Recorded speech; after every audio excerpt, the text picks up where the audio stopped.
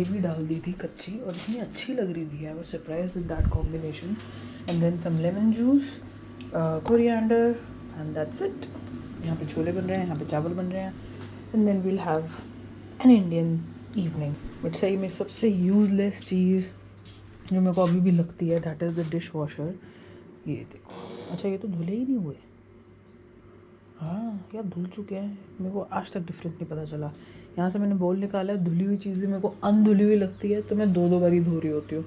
I just don't understand the use of dish washer, क्योंकि सिर्फ पानी ही डालता है ये नीचे से और कुछ नहीं करता. But still most people have it. Okay चलो, let's prepare salad and then we'll relax. All finished?